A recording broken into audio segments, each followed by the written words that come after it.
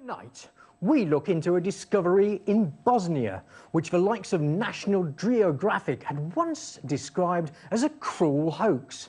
Have pyramids that are over 12,000 years old been discovered in Europe? Do we have mainstream archaeologists so desperate to dismiss the find that they'll tell you they're just unusual rock formations? All carved by natural forces rather than anything else? Can we really dismiss the underground tunnel network as just a series of mines from more recent history? Are all these doubters all complicit in covering up evidence which shows previous civilizations were more advanced than we ever suspected? They wouldn't do that, would they? Let's find out as we go on the edge.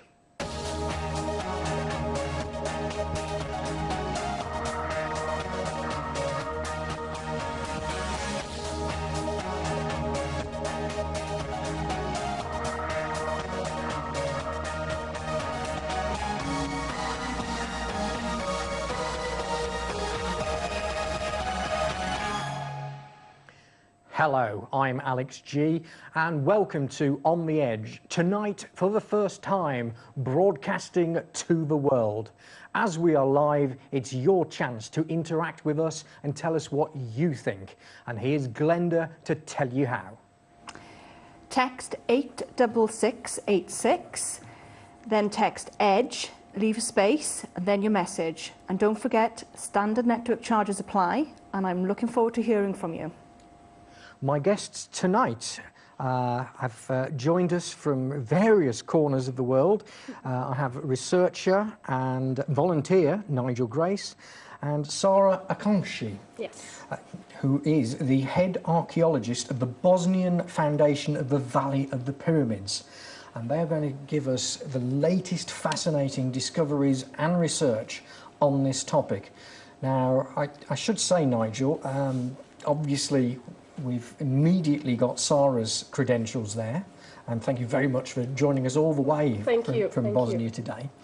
But Nigel, what's your background? How did you become aware of the Bosnian pyramids? Well, I started up as a graduate of sociology, but I soon became fascinated with the psychology of human consciousness and how humanity is developed in terms of our conscious ability. I became a teacher of meditation, and I'm currently working in the field of computer science. I became aware of the Bosnian pyramids through that wonderful channel called YouTube. Right. And I watched an interview of the person who discovered the pyramids, and I was fascinated from the moment I watched it. Now, Sara, that brings us on to ask the question, where exactly are these pyramids and who indeed did discover them? Yeah, well, the pyramids are in Visoko. It's a small town 20 kilometers from Sarajevo. And Samir Osmanagic is the person who discovered the pyramids in 2005. And he's known as Sam to his friends, I think, isn't he? Yeah, he changed his name when he went to live in Texas. Oh, right. Yeah. Because nobody could pronounce Samir Osmanagic, so he decided to Well, don't worry about that. I shall certainly be calling him Sam throughout the programme. Yeah, so Sam for friends. And, well, in 2005, he discovered the pyramids, and they started to excavate in 2006. Right. So now it's 5 years that we are going on with these researches, and well, I hope we will go on for a lot of other years. And I think we've got an image to sort of kick us off. We've got lots of images this evening. Yeah. And the first one is number 147, which I note is a snooker score of great deliberation. So here we have that image up for our viewers. So describe what they're seeing there. Well, this is the valley, Visoko Valley of the pyramids. And, well, when they started in 2005 to make the researches, they were working with the georadar. And they discovered that actually in Visoko we have more than one anomaly. So we're not speaking about one pyramid, but more than one. Goodness. So they saw that there are 5 anomalies, so 5 different pyramids. But the main pyramids are the Pyramid of the Sun, the Pyramid of the Moon, and the Pyramid of the Dragon. Right. And there is a very important connection between these 3 pyramids because actually they are creating an equilateral triangle. Right. So, and that's a genuine, fully geometric triangle. 2.2 kilometers for on it's each the side. distance. Yeah. Yeah. So actually, they started to make some researches on the Pyramid of the Sun and on the Pyramid of the Moon for different reasons. Because first of all, as you know, in Bosnia we had a war. Yeah, yes. So it's we have to be very careful when we are working in field job. So we started to work on the Pyramid of the Sun and Pyramid of the Moon, and actually we really found something. We really found evidence that we have something handmade. And it's perhaps interesting to sort of actually get a mainstream view of this. And this is a quote from, I'm tempted to say learned journal, National Geographic, but we shall see how they fare throughout the rest of the show. And this is again from sort of around the 2005-2006 time. So, and they basically say, he's been called a Balkan Indiana Jones. Others label him a dreamer, or worse, a pyramid buff with loony ideas. Despite his critics, and he has many, Samir Sam Osmanagic believes he's discovered the find of a lifetime, a series of ancient pyramids in the heart of Bosnia. Prominent Bosnian archaeologists entered the scrum early on, denouncing the dig and lobbying to shut it down. Anthony Harding, president of the Czech Republic-based European Association of Archaeologists, has dismissed Osmanagic's ideas as wacky and absurd. Garrett Fagan of Pennsylvania State University in University Park has slammed the project. He says that the dig will destroy bona fide archaeological sites in the area. So, in effect, Nigel, what they seem to be saying is you're destroying archaeology by going after the archaeology. Yes, a conundrum indeed. So immediately, when people start researching this online, they will find this extremely negative attitude to the whole scenario, and it's something we'll develop over the programme. But you were part of a team of 11 people from England who just spent a week at the pyramids. So what sort of people become involved with going there and getting their hands dirty, as it were? Well, the most wonderful thing is that there's an opportunity for volunteers. And this is people from any walk of life, any age, within reason, can come and work as volunteers, as I did. And I'd like to show picture 108 when that comes up. Right. This is me working on the dig, on the archaeological site. And there we have you there, yeah. I was very happy there. The interesting thing is that this group of 11 that you refer to, is, they're a group who came as a result of a talk that I gave after I returned from my shift as a volunteer. And these people were so amazed with what I was talking about, with my experiences, that they said, Nigel, we want to come out. So I arranged, so I was kind of a ringleader, and Sarah was there to greet us. And we spent a week just observing, experiencing, watching, and travelling all over the sites. And Bosnia really isn't sort of a known holiday destination, so was it very difficult arranging transportation? Not at all. Right. Not at all, except that I must say that Bosnia and Herzegovina is a beautiful country. Well, I'm sure the tourist board will have you in their employ before very long. So, Sarah, we've heard how many pyramids there are. I mean, what's the scale of them? How big are we talking compared to the sort of Egyptian pyramids that people are aware of? Well, we are talking about the biggest pyramids in the world, because the Pyramid of the Sun is minimum 220 meters. Okay. We didn't discover the bottom yet, so it can be even more. It might be taller than that. And I mean, just to give people perspective, the Great Pyramid of Egypt measures 147 metres. Exactly. So, plus, the Pyramid of the Moon is 180 meters. So that one's even bigger than... so the smaller one in Visoko is bigger than the one in the biggest image. So, Great Pyramid of Egypt relegated to a poor third already, so that's intriguing. Nigel, in terms of a pyramid's orientation, what's special about that? How is it lined up? Well, the first thing I heard, that it was correctly orientated towards the cardinal points. Right. So I checked into that, and I found that the Geodetic Institute of Bosnia and Herzegovina had found, through research and also through satellite images, that they found that it was actually orientated so extremely accurately towards the cosmic north, even more than Cheops's pyramid. In fact, Cheops's pyramid being 0 degrees and 21 minutes deviation or error towards the cosmic north. This structure, the north face, is 0 degrees, 0 minutes and 12 seconds deviation, which is almost perfectly oriented. Not far out at all, really. Indeed. Goodness. So let's now start going through the catalogue of images that we've got. If we start with image 101, right at the top of the shot. Sarah, in terms of how the pyramid is constructed, these pyramids, what are we looking at here in terms of what people are seeing on the screen now? Yeah, here we are in front of the Pyramid of the Sun.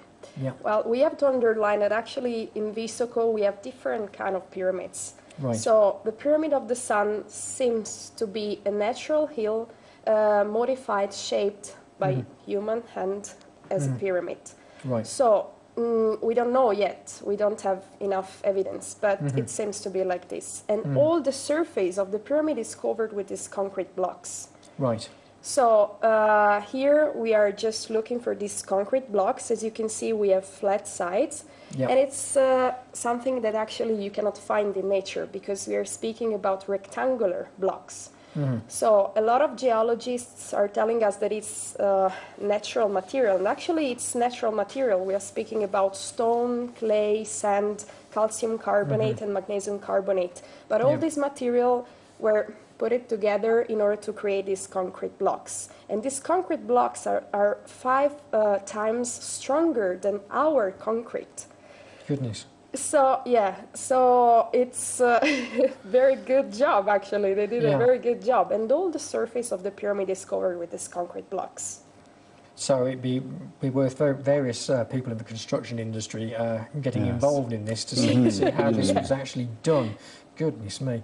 And for those who like their figures, but we're talking about 133 megapascals of hardness in terms of this. So the engineers out there will probably have just sort of dropped their beer with us saying that there. Well, Alex, one way to visualise that is that the pyramid is covered with trees and shrubbery, and the roots from the trees naturally will go through rock. Right. Especially the cedar trees, but not through this concrete. Yeah. Now, just before the break, Sarah, I think it's worth sort of stating that you've actually put your career on the line by getting involved in this project, because I believe your professor actually said categorically... Yeah, not only on the line, actually destroyed my career before even starting. Goodness me. Yeah, because the scientific community is against the project. So, just to summarize everything, they told me you will never be able to find a job as an archaeologist anymore. So, I started as a volunteer like Nigel. Yeah. Last summer, I really wanted to go to excavate the pyramids. And I didn't have a good answer from my professors. Right. So effectively, you have been what we would describe as being blackballed by your very peers, if you like. Well, when I was a volunteer, I had to come back to Italy in order to obtain my second graduation. Because you're actually Italian. Yeah, I'm Italian. Even if I'm living the expressions are starting. That's excellent. That's in excellent. my hands, you can see. But, well, when I came back to Italy, my professor asked me, okay, what did you do this summer? And I said, well, I was excavating the biggest and oldest pyramid in the world. And she told me, it's better if you will not speak about it because you will never obtain your second graduation. Good Lord. So that's what I did. So I asked them why, and they told me, well, we should rewrite history, and we should admit that we are not the most advanced civilization ever. So that's the reason And that's why. telling you categorically why you shouldn't be involved. Yeah, they were pretty clear. So I just decided to play their game. And when I obtained my second graduation, I told everybody, thank you so much, because with this piece of paper, I can go in Bosnia and excavate the biggest pyramid in the world. And everybody was... Yes, bide your time before cutting the links, basically. Yeah. Yes, yes. But I think this is one of the things, it's quite incredible to hear someone say that you actually have the scientific community on this basis saying, we know there's something in this. Yeah, well, they never told me exactly, okay, we know there is something. They told me maybe there is something. But the thing that I would like to underline is that actually 99% of the scientists I know, they never been in Visoko. So actually, how can they judge something if they never been in Visoko? So without sight, they're deciding how it's going to be. Yeah. So all I need to say to you out there is keep the texts coming in on 86686. That's 86686. Don't forget, you need to start your text with the word EDGE, E-D-G-E. Leave a space, then let's have your message and name. And Glenda will get around to some of those after this break. Welcome back to On the Edge. You've been madly texting, and we are madly going to hear from Glenda what you've been saying. One viewer is saying, I believe we're not being told a very large part of history. If we knew the real purpose of us being on this planet, we would not believe it. Another viewer has said, why won't mainstream academia ever accept anything that does not fit in with the status quo? They don't know everything. Another viewer has texted in, we have been on this planet for many hundreds of thousands of years, become civilized and then pushed back into chaos. And John from Cornwall is asking, do these pyramids align with any other ancient sites or major cities? And another viewer has asked, have you found any writings on the walls? Right, there's three good ones there.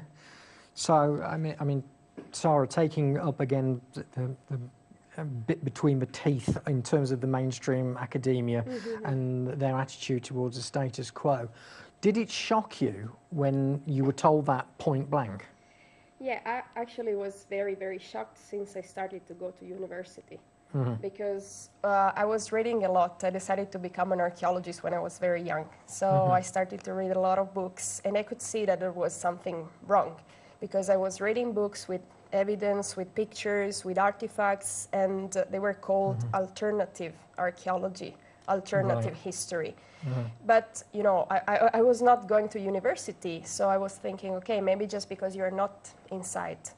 So when I started to go to university, I simply realized that actually it was considered alternative history and nobody was speaking about these new discoveries. Right. So I was very excited when I started to go to university, because for me it was the center of the culture and I was so ready to be like a sponge to learn everything and to try to exchange ideas and theories.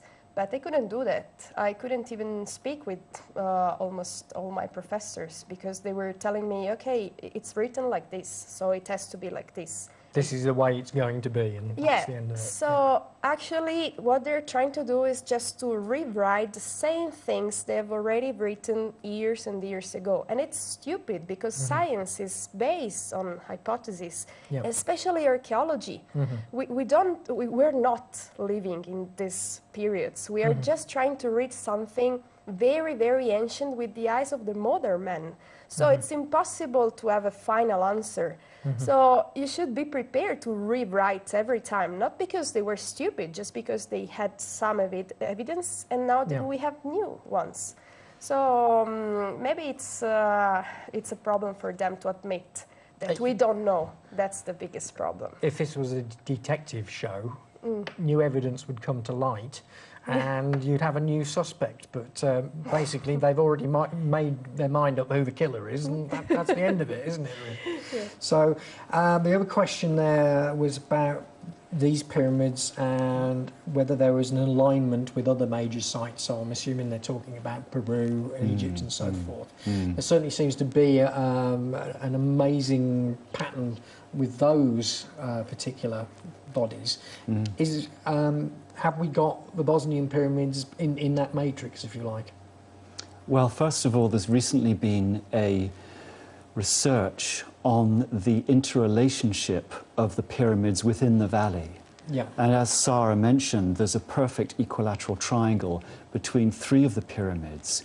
But when you extend this and look more deeply, you'll also find that the other pyramids and the entrances to the tunnels also are in alignment. For example, if you take a circle perfectly around that equilateral triangle, it touches the points exactly of the other structures and the entrances to the tunnels. So, Sarah, in terms of the global picture, is there research going on as to how it fits in? We're making some researches about it. There is a volunteer, Richard, he's a student of geology, and he came in Visoko last summer and again this summer, and he's helping us so much in order to go on with these researches, because we archaeologists cannot do everything alone. We need other sciences. And it almost brings me on to the question concerning physicists, because, again, doing the research on the show, I noticed that a team of physicists have been working at the Pyramid of the Sun, and what was their find? What was it that they found out? Well, this was the most significant result for me that absolutely made me feel that this is fantastic. Between the months of April and June 2010, some physicists measured or detected electromagnetic radiation in the range of ultrasound right at the top of the Pyramid of the Sun. And they actually found that the readings throughout that period, those 3-4 months, were consistent. And what they found was a beam of energy about 4.5 meters broad, emerging from the top of the pyramid. Now, the interesting thing is that this was above our hearing, because it was an ultrasound. But the remarkable thing is that as this energy beam moved up from the pyramid, it was moving at the speed not of sound, but of light. And they also found that the strength of the energy was greater according to its altitude. So that's almost like a flame. Right at the base of the flame, it's fairly warm, but it's only further up that it's really, really hot. So it's that sort of basis then? Well, we could say that our conventional understanding of physics is that the strength of an energy beam will decrease over a length or a period or duration. This appears to be increasing, which is actually a contradiction of our understanding of modern physics, or, which is perhaps more difficult to accept, is that there's an energy source above the pyramid moving down. But if we were to take the understanding that it's coming... You're now going into, what, outer space on this?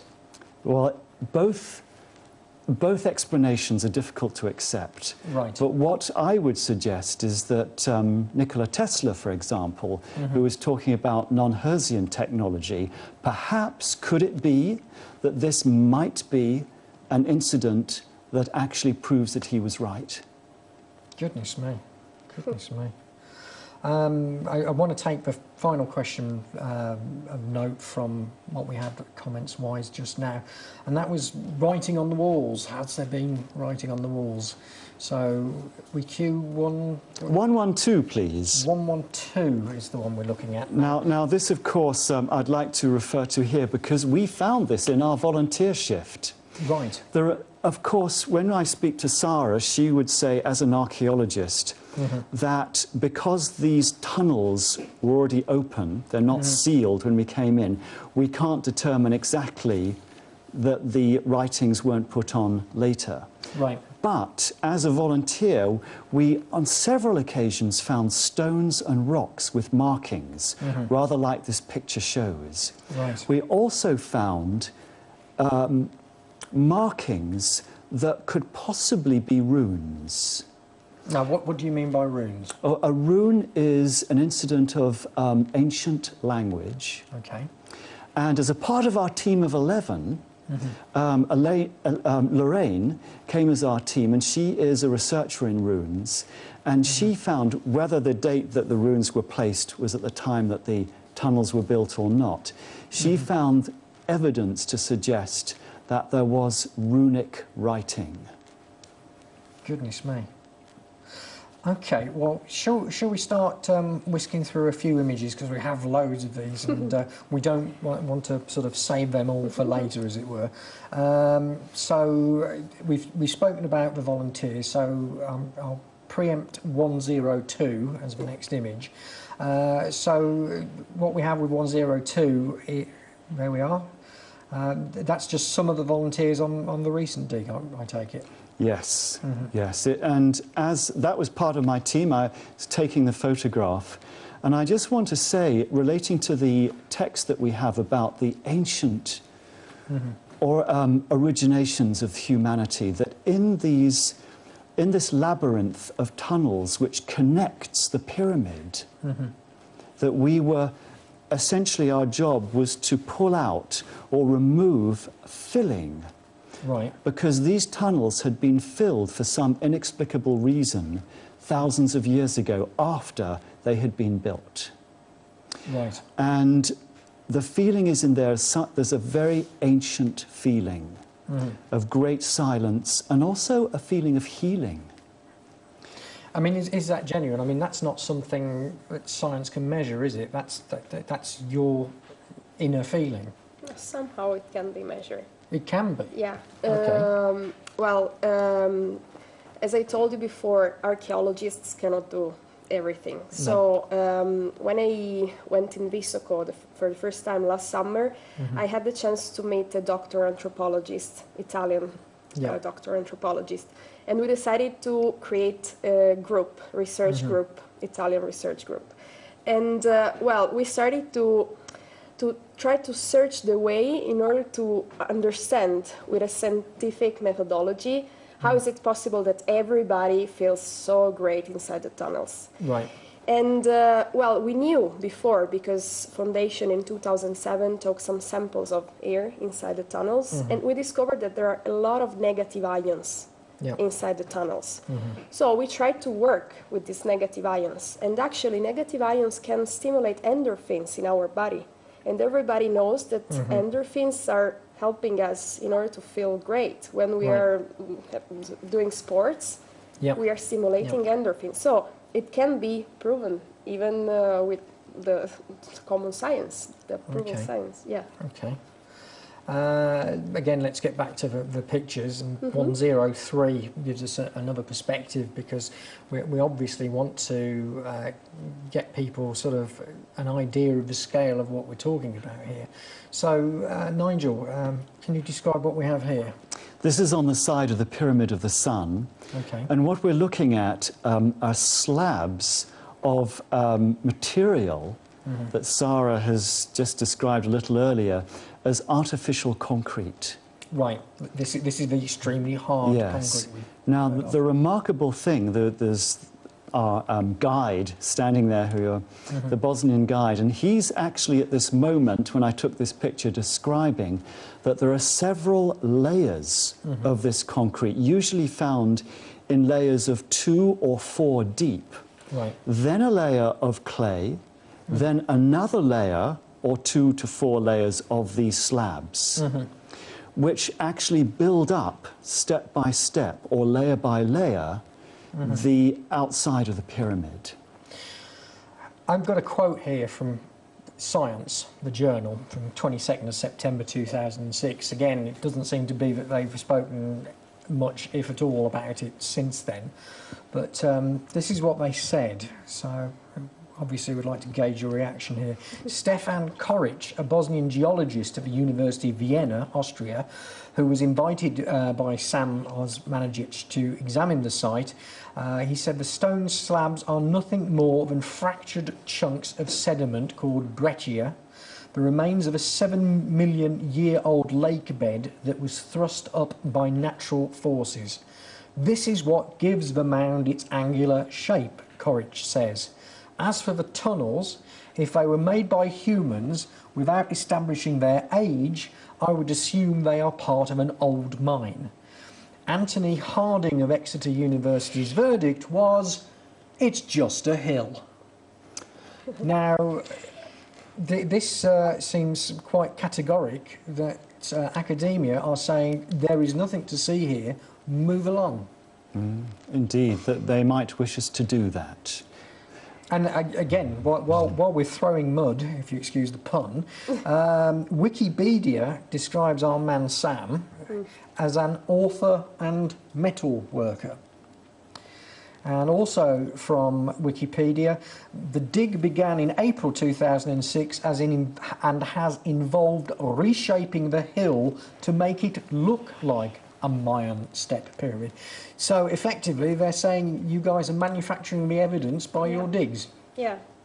Every day we're trying to build a pyramid. May we look at slide 110? 110, okay. There it is. You see the magic fingers are getting to these really quickly. So there it is on screen. So this is the Pyramid of the Sun? Yeah, this is the Pyramid of the Sun. And as you can see, we have this triangular face of the pyramid, and yeah, we are building this pyramid. In 6 years we created 220 meters of pyramid. Well, it's nice of you to admit that, but I'm sure that's not what you really mean. Not at all. Well, I'm just laughing because unfortunately not everybody knows that everybody can write on Wikipedia. But Nigel, you were saying, didn't you try and get in on Wikipedia's page for the Bosnian pyramids and actually try and amend it a little? I was not successful. I couldn't get permission to edit. Yeah, I tried to do the same and I couldn't get permission. So that's that. The story is set in stone, again, if you excuse the pun, and Wikipedia won't let anyone actually near it. I would like to comment on the quote about these slabs. If we're to move to picture 106. 106. You have a guest appearance of my hand. Oh, there's Nigel's hand. And what's that line there then? What I'm pointing out here, that I was actually astonished to find these veins or lines of crystal in the material, in this concrete. And we will find out more about that after this short break. Please remember, text in on 86686, that's 86686, type the word EDGE, E-D-G-E, leave a space and give us your name and message. And we'll be back after this break. Welcome back to On the Edge, and you've been madly overworking Glenda with your texts. Glenda, a summary, please. Yeah, my wrists are really aching here. Right. Lots of really interesting points being raised, Alex. One viewer is asking, have your guests managed to engage the help of any mainstream academics? And is there anything written in print? In other words, have there been anything published about the research that's been discovered here? And another viewer has asked, what do you think the significance of the pyramid is? I've had several viewers asking similar questions about the alignments of the pyramids. Doug from Glastonbury has asked, what position on the equatorial plane is it in relation to the Egyptian pyramids? Another viewer has asked, are your guests aware of the Rutanj, I think that's how you pronounce it, Rutanj pyramids in Serbia? Also, is the pyramid of the dragon of more significance? And several viewers have asked about the alignments of the pyramids with any of the star constellations. And a few comments. One has said that they are holding the world back. How dare they? And finally, another comment in Italian. So here goes my best Italian accent. Una bravissima ragazza, finalmente. A chance to rewrite history. Well, there we go. Thank you so much. So I mean, our learned people out there mentioned that there of the Rutanj pyramids in Serbia. Someone actually sort of emailed me just a couple of days ago about these. on your radar yet, by any chance? Not yet. No, so it may be that Serbia is going to get a piece of the action. We shall see in due course. Mainstream academics, has there been anyone known in this area who has actually shown any support? No, not now. Well, somebody came in 2006. I was not in Bosnia because I started to work last summer. Yeah. But since I work for foundation, nobody showed up. And I'm alone. I'm constantly trying to ask them to come because I don't want to work alone. No, sure. I need geologists, archaeologists, and nobody wants to come. I think the main problem is that, well, as I told you before, my career is ruined. So a lot of people, I know a lot of students of archaeology, and well, they don't want to come in Visoko because they will not be able to finish their university. So that's the problem. So basically, you will be tarred with the same brush if you get involved, and everyone's keeping their distance for the sake of their jobs. Yeah. Wow. So I know a lot of people, even in Italy. Actually, in the last year, something is changing because I'm trying to communicate a lot. I'm writing a lot of things, and we created this research group. So a lot of things are changing, but everybody is scared to come. So I don't know what to do because I'm not afraid. I'm here to tell you what's really happening. But a lot of people are afraid to lose their jobs, and I can understand that. It's not easy. I think our viewers will very much appreciate what you're doing, and there are various cases that we've brought up on the edge in recent weeks of people who have been intimidated or blackballed or put out of the picture because of them standing by their beliefs. And the common thread seems to be that these people who are disowning have never studied any of the evidence at all, or indeed have been to the scene of the crime, as it would be in this case. That's why I'm really upset, because if you consider yourself as a scientist, how can you judge something if you don't know what you're speaking about? So it's very sad, because if it's the so-called science, that's a very bad thing. It's quite incredible, and I think it's one of these eye-opening things, and it resonates with so many topics that we've covered on the edge, from the architects and engineers who look at 9/11 and look at the Twin Towers and immediately go, not a chance. Not a chance if the official story is correct. So here we have a partner in terms of subject matter, I think. Nigel, books. Is there anything written yet that people can sort of get hold of to get more of a story yet? There are two books written by the doctor who discovered it, Sam. One is called the Bosnian. One is called A History of Pyramids Around the World. That's the latest one. And that gives actually a very good overview of, perhaps, as Sarah was mentioning, the alternative view of the discoveries of many pyramids around the world. And the last two chapters is devoted to the Bosnian pyramids. Right. Excellent stuff then. So, well worth seeking out. Generic question there, the significance of the pyramids. How will it rewrite history if these are what they purport to be? Well, I can speak from an archaeological point of view. Actually, for me, it's very, very hard to date the structures, because in archaeology, you can date the archaeological sites with the artifacts or with the structures.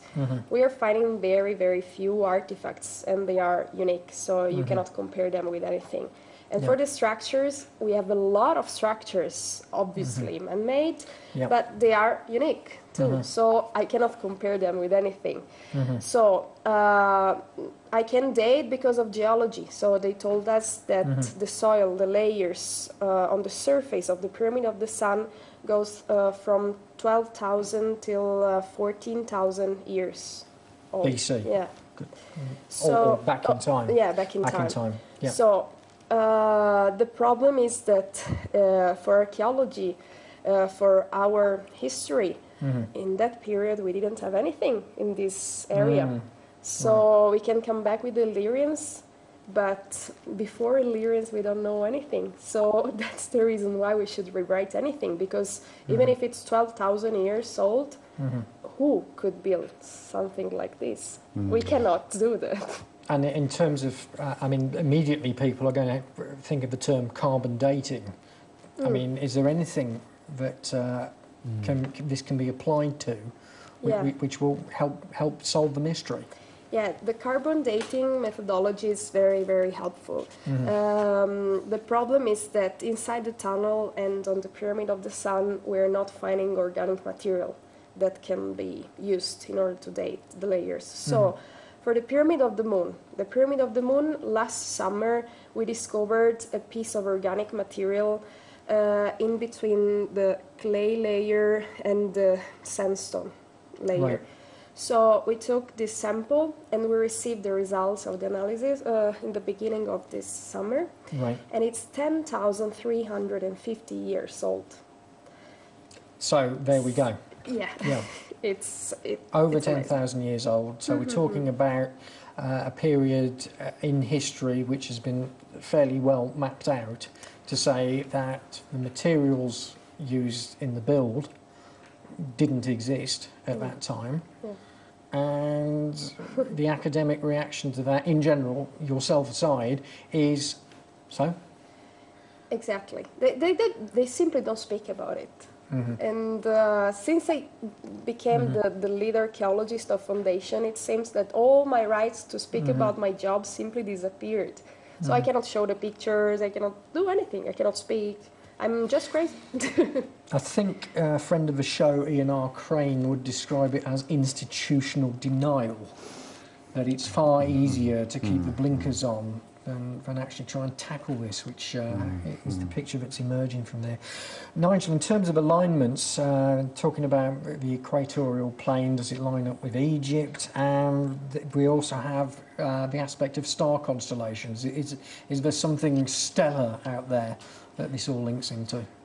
I think there is. Our researcher, geologist Richard, that we can hopefully bring onto the show sometime soon, has found some remarkable similarities. Right.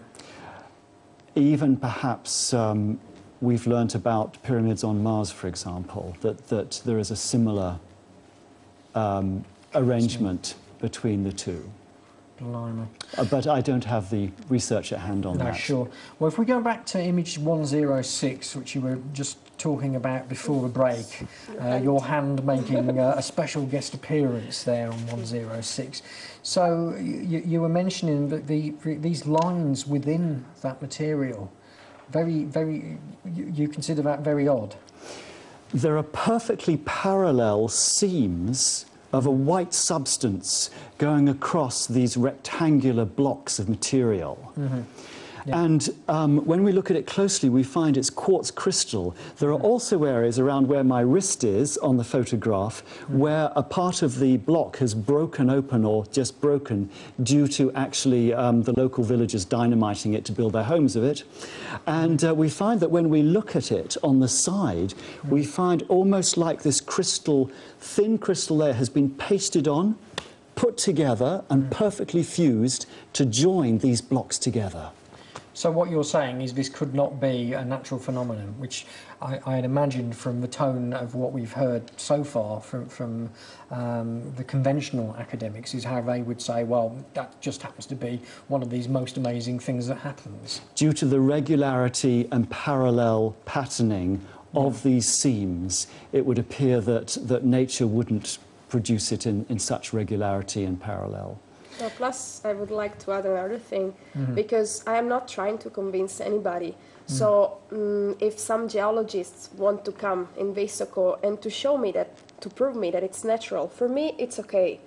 But the point is that every time I'm asking to show me something similar, they cannot give me anything, any proof. Plus, if it's the first time we are in front of a natural layer like this, why no geologists are coming in Bosnia to study this first natural layer like this?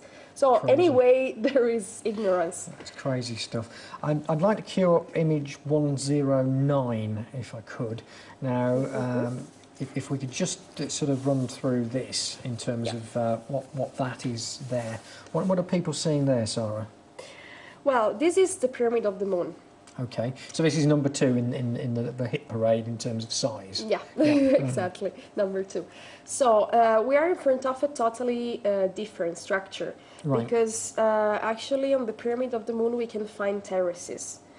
So we can find clay and sandstone layers, and it goes on from the bottom till the top, and it seems to be like a spiral road that goes from the bottom till the top. And we can find this inclination of 8 degrees all around this spiral road. Yeah. So totally different structures, but even this one is amazing. And we brought some pictures with the pavement terraces we can find. We have number 143, if it's 143. possible, and 144. So if we go for 143 first, now effectively, Nigel, while we're just queuing that up and where we have it there, we were speaking about the fact that these underground tunnels are being described as mines. So, I mean, in about a minute, can you sort of describe to me why that might be a little bit off beam? 50 metres into a mine, coal mine, you wouldn't be able to breathe unless there was artificial oxygen being injected into the mine. I was working 300 to 350 metres inside these tunnels, and there's perfect, fresh, cool air at a constant 11 degrees Celsius. In addition to that, there is no actual material that was there to be mined. And I would say that the experience as a teacher of meditation for 20 years is that just to be in these tunnels is to experience a profound sense of peace, equanimity and tranquility. Which doesn't seem to ordinarily go with mines and mine shafts. But Indeed.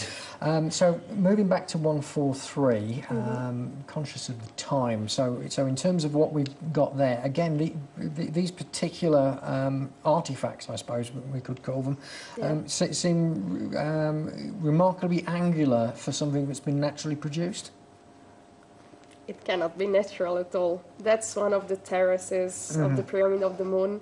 And all the terraces are different from each other. So in this case, we have small slabs, but as you can see, we have 90 degrees angles, corners. So it's something that you cannot find in nature. It's obviously something created by somebody. Yeah, definitely.